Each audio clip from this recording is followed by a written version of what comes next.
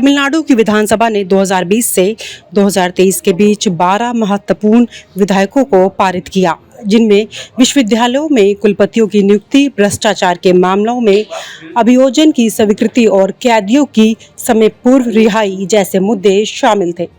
इन विधेयकों को राज्यपाल RN रवि के पास भेजा गया, लेकिन उन्होंने उन्हें ना तो स्वीकृति दी और ना ही अस्वीकृति और ना ही राष्ट्रपति के पास भेजा। बस फाइलें राजभवन की अलमारियों में धूल फाकती रही। राज्यपाल का यह पॉकेट वीटो संविधान में कहीं नहीं लिखा है, लेकिन उन्होंने इसे अपनी विशेषाधिकार समझ लिया।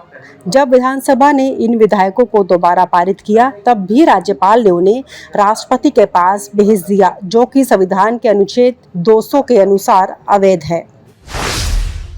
सुप्रीम कोर्ट का हस्तक्षेप। राज्य सरकार ने सुप्रीम कोर्ट का दरवाजा खटखटाया। कोर्ट ने स्पष्ट कर दिया कि राज्यपाल का ये व्यवहार संविधान के खिलाफ है। कोर्ट ने कहा, राज्यपाल को विधेयक पर निर्णय लेने के लिए 3 विकल्प हैं: स्वीकृति देना, अस्वीकृति देना या राष्ट्रपति के पास भेजना, लेकिन यह निर्णय जितनी जल्दी हो सके ले लेना चाहिए। अनिश्चितकालीन विलंब संविधान का उल्लंघन है। कोर्ट ने यह भी कहा कि जब विधानसभा किसी विधेयक को दोबारा पारित करती है तो राज्यपाल को उस पर स्वीकृति देनी होती है, वह उसे राष्ट्रपति के पास नहीं भेज सकते। राष्ट्रपति का प्रश्न। सुप्रीम कोर्ट ने इस निर्णय के बाद राष्ट्रपति द्रौपदी मुर्मू ने अनुच्छेद 143.1 के तहत सुप्रीम कोर्ट से 14 प्रश्न पूछे, जिनमें मुख्य रूप से यह था कि क्या कोर्ट राज्यपाल और राष्ट्रपति को विधेयकों पर निर्णय लेने के लिए समय सीमा निर्धारित कर सकता है, जब संविधान में ऐसी कोई समय सीमा नहीं दी गई। ये कदम कई लोगों को असमंजस में डाल गया।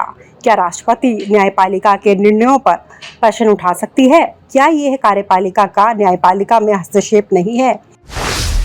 मुख्यमंत्री का प्रतिवाद। तमिलनाडु के मुख्यमंत्री M.K. स्टालिन ने राष्ट्रपति के इस कदम की कड़ी आलोचना की। उन्होंने कहा कि यह संघीय ढांचे और राज्य सरकारों की स्वतंत्रता पर हमला है।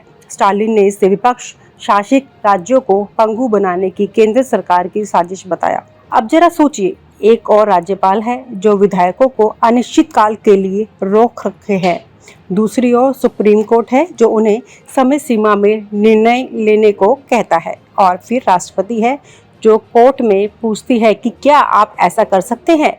ये पूरा घटनाक्रम एक नाटक जैसा प्रतीत होता है, जिसमें हर पात्र अपनी अपनी भूमिका निभा रहा है, लेकिन अंत में जनता को ही नुकसान हो रहा है। यह संवैधानिक संकट हमें सोचने पर मजबूर करता है कि क्या हमारे लोकतंत्र में संस्थाओं के बीच शक्ति संतुलन बना हुआ है। जब राज्यपाल राजनीतिक कारणों से विधेयकों को रोकते हैं, कोर्ट समय सीमा निर्धारित करता है और राष्ट्रपति कोर्ट के निर्णय पर प्रश्न उठाती है, तो क्या ये लोकतंत्र के लिए खतरे की घंटी है? गवर्नर साहब का गवर्नेंस। राज्यपाल महोदय, जिनका कार्यकाल अब फाइनल संग्रहालय बन चुका था, प्रेस कॉन्फ्रेंस में बोले, मैं हर बिल को आत्मा से पढ़ता हूँ, पहले उसे देखकर ध्यान करता हूँ, फिर उसको पुष्पांजलि देता हूँ और फिर उसे विचाराधीन बना देता हूँ। लोकतंत्र में धैर्य आवश्यक है। किसी पत्रकार ने पूछा कि विचार कब पूर्ण होगा, तो राज्यपाल ने उत्तर दिया, जब चक्र पूरा होगा तब निर्णय भी आएगा।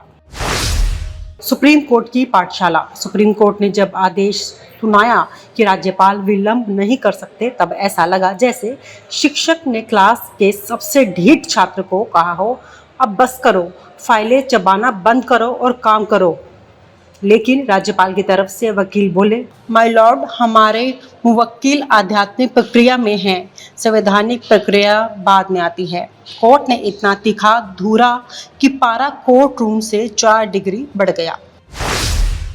राष्ट्रपति भवन की पहेली। जब राष्ट्रपति ने 14 सवाल सुप्रीम कोर्ट से पूछे तो संविधान विशेषज्ञों की नींद उड़ गई। कोई बोला, क्या यह कैट के पेपर का हिस्सा है, तो कोई बोला, अब राष्ट्रपति भवन UPSC प्रीलिम्स का केंद्र बन गया है।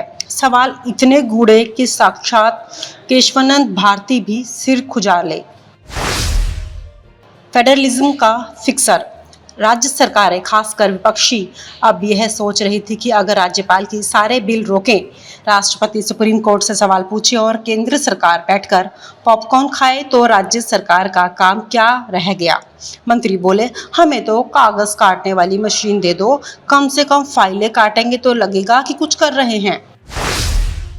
डेमोक्रेसी का डेयर शो। संवैधानिक संस्थाएं अब टीवी डिबेट पे रियलिटी शो का रूप ले चुकी थी। एक चैनल ने डिबेट में नाम रखा गवर्नर वर्सेस गवर्नमेंट, कौन बनेगा संविधान का राजा। एंकर चिल्ला चिल्ला कर बोल रहा था, आप जवाब दीजिए, अनुच्छेद 200 में पॉकेट कहाँ लिखा है। और पैनलिस्ट बोले, पॉकेट संविधान के दिल में होती है, वहाँ लिखा है। संविधान की आत्मा जिसे अक्सर हर राजनेता अपने हिसाब से बुलाता है, इस बार खुद प्रकट हुई। उसने एक पत्रकार को सपना दिया, मैं थक चुका हूँ बेटा, कभी गवर्नर मुझे चीखता है, कभी कोर्ट मुझे मोड़ता है और अब राष्ट्रपति मुझे परीक्षा में डाल रही है, कोई मुझे गंगा किनारे आराम करने दो। पत्रकार ने सपना छापा, वायरल हो गया। अर्थशास्त्री की आंधी। एक प्रसिद्ध अर्थशास्त्री ने इस विवाद पर लिखा, जब राज्यपाल असहमति से इनकार करते हैं तो सुप्रीम कोर्ट समय सीमा तय करता है और राष्ट्रपति समय सीमा पर सवाल उठाती हैं तो जीडीपी 0.3% गिर जाती है। किसी ने पूछा, कैसे? बोले, बस गिरती है, गणना मत पूछो, हम भी व्यंग में हैं।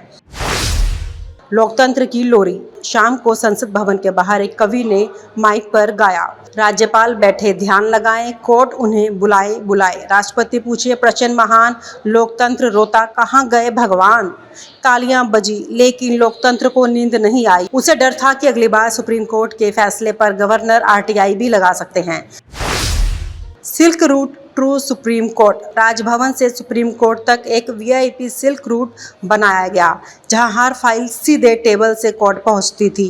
बिना निर्णय के कोर्ट ने कहा, अब संविधान को ना पढ़े, उसे जिए। राज्यपाल बोले, हम तो योग कर रहे थे, फाइलें नहीं देखी। योगा दिवस पर उन्होंने ब्राह्मरी प्राणायाम से फाइलें उड़ाई। लोकतंत्र की लाठी। आखिर में जब सब कुछ व्यर्थ दिखा तो संविधान की आत्मा लोकतंत्र और जनमत ने एक लोक लाठी मार्च निकाला। बोर्ड पर लिखा था, संविधान को छोड़ो, काम से प्रेम करो। किसी ने पूछा, अब क्या होगा? जवाब आया, अब संविधान भी सोशल मीडिया पर आएगा और बोलेगा, #stop using me like a stopney। अब देखिए, देश का राष्ट्रपति यानी रिपब्लिक ऑफ इंडिया का फर्स्ट सिटीजन, संविधान का संरक्षक, पर क्या सुप्रीम कोर्ट अब इस फर्स्ट सिटीजन को गाइड कर रहा है या कहें डायरेक्ट? सवाल गहरा है जनाब, और कहानी में ट्विस्ट तो आपको चौंका ही देगा। प्रकरण की शुरुआत। तो भैया बात ऐसी है कि तमिलनाडु सरकार ने कुछ विधेयक पास किए, कुल 10 बिल, पर राज्यपाल महोदय ने कह दिया, नहीं भाई, ये बिल मुझे समझ नहीं आ रहे हैं, मैं इन्हें राष्ट्रपति के पास भेजता हूँ। अब यहाँ तक तो ठीक था, संविधान इसकी इजाजत देता है, पर ट्विस्ट तब आया जब सुप्रीम कोर्ट ने कह दिया, अगर राष्ट्रपति के पास बिल आ जाए और उन्हें उसमें कुछ संविधान विरोधी लगे तो बेहतर होगा कि वे हमें यानी सुप्रीम कोर्ट से राय लें। अब जरा रुकिए, क्या? संवैधानिक बारीकी और व्याख्या। देखिए, अनुच्छेद 74 कहता है कि राष्ट्रपति को अपने कर्तव्यों के निर्वहन में मंत्रिपरिषद की सलाह लेनी होती है। वहीं अनुच्छेद 143 कहता है कि राष्ट्रपति किसी कानून संबंधी विषय पर सुप्रीम कोर्ट से सलाह मांग सकता है, पर मांग सकता है और मांगनी चाहिए, ये दो अलग बातें हो गई। और जब सुप्रीम कोर्ट ये कहे कि राष्ट्रपति को राय लेनी चाहिए, तो क्या ये सलाह है या आदेश? व्यंग्यात्मक विश्लेषण। अब सोचिए, राष्ट्रपति जो खुद कार्यपालिका का हिस्सा है, जिनके पास देश की पूरी मंत्रिपरिषद की सलाह का तंत्र है, उन्हें अब न्यायपालिका कह रही है कि बॉस, पहले हमसे पूछ लो फिर साइन करना। अरे भाई, क्या अब हम राष्ट्रपति भवन के बाहर भी अंडर जुडिशियल सुपरविजन का बोर्ड टांगते? क्या अब राष्ट्रपति सुप्रीम कोर्ट की क्लियरेंस के बाद दस्तखत करेंगे? ऐसे में तो हम राष्ट्रपति से कहेंगे, बस आप दस्तखत कीजिए, विचार विमर्श का काम हम कर लेंगे। संघीय ढांचे की बुनियादी चिंता। अब जरा बड़े फ्रेम में सोचिए, अगर हर राज्यपाल अपने राज्य का विवादास्पद बिल को राष्ट्रपति के पास भेजे और फिर सुप्रीम कोर्ट से बोले, राष्ट्रपति जी हमसे कुछ पूछिए, तो कार्यपालिका की स्वायत्तता का क्या होगा? क्या इसका मतलब यह है कि सुप्रीम कोर्ट कार्यपालिका की भूमिका में भी आ जाएगा? क्या अब राष्ट्रपति एक सिंबॉलिक पद भर रह जाएगा, जिनकी कलम तभी चलेगी जब न्यायपालिका कहे अब चलाओ? सरकार की प्रतिक्रिया और सियासी मायने। सरकार खुद इस फैसले से नाखुश दिख रही है। चर्चा ये है कि केंद्र रिव्यू पिटीशन ला सकता है। वजह साफ है, ये एक मिसाल बन सकती है जहां अदालत धीरे धीरे संवैधानिक पदों की सीमाओं को रेखांकित करने लगे। किरण रिजिजू ने भी संकेत दिए हैं कि यह संविधान की मूल भावना से मेल नहीं खाता। और सवाल तो जनता का भी है, जब कोर्ट खुद कहता है कि वह कानून नहीं बना सकता, तो क्या वह कानून के कार्यान्वयन में हस्तक्षेप कर सकता है? इतिहास की झलकियां और संविधान निर्माता की दृष्टि। जब संविधान बना था तब डॉक्टर भीमराव अंबेडकर ने कहा था कि राष्ट्रपति कार्यपालिका का प्रमुख है, लेकिन वह मंत्रिपरिषद की सलाह से चलता है। अब सुप्रीम कोर्ट अगर उसे टाइम बाउंड डायरेक्टिव दे रहा है, तो क्या राष्ट्रपति को डेडलाइन में काम करने वाला क्लर्क मान लिया है? क्या संविधान की व्याख्या इतनी लचीली है कि हर संस्था दूसरे के अधिकार में घुसने लगे? सवाल जो उठते हैं। अब अंतिम बात, क्या यह फैसला एक नई परंपरा बना देगा? क्या अब हर विधेयक में कोर्ट की निगरानी होगी? क्या कार्यपालिका और राष्ट्रपति अब स्वायत्त नहीं रहेंगे? या फिर ये एक अपवाद है जिसे लोकतंत्र में संतुलन के लिए जरूरी माना जाएगा? इन सवालों के जवाब सिर्फ न्यायपालिका, कार्यपालिका या राष्ट्रपति भवन से नहीं मिलेंगे। ये सवाल उठेंगे आपके मेरे जैसे नागरिक के बीच से, क्योंकि लोकतंत्र जनता से चलता है, न्यायपालिका से नहीं। और राष्ट्रपति संविधान का संरक्षक है, न्यायपालिका के क्लाइंट नहीं। अब देखिए, देश का राष्ट्रपति यानी रिपब्लिक ऑफ इंडिया का फर्स्ट सिटीजन, संविधान का संरक्षक, पर क्या सुप्रीम कोर्ट अब इस फर्स्ट सिटीजन को गाइड कर रहा है, या कहें डायरेक्ट? सवाल गहरा है जनाब, और कहानी में ट्विस्ट तो आपको चौंका ही देगा। प्रकरण की शुरुआत। तो भैया बात ऐसी है कि तमिलनाडु सरकार ने कुछ विधेयक पास किए, कुल 10 बिल, पर राज्यपाल महोदय ने कह दिया, नहीं भाई, ये बिल मुझे समझ नहीं आ रहे हैं, मैं इन्हें राष्ट्रपति के पास भेजता हूँ। अब यहाँ तक तो ठीक था, संविधान इसकी इजाजत देता है, पर ट्विस्ट तब आया जब सुप्रीम कोर्ट ने कह दिया, अगर राष्ट्रपति के पास बिल आ जाएं और उन्हें उसमें कुछ संविधान विरोधी लगे, तो बेहतर होगा कि वे हमें यानी सुप्रीम कोर्ट से राय लें। अब जरा रुकिए, क्या?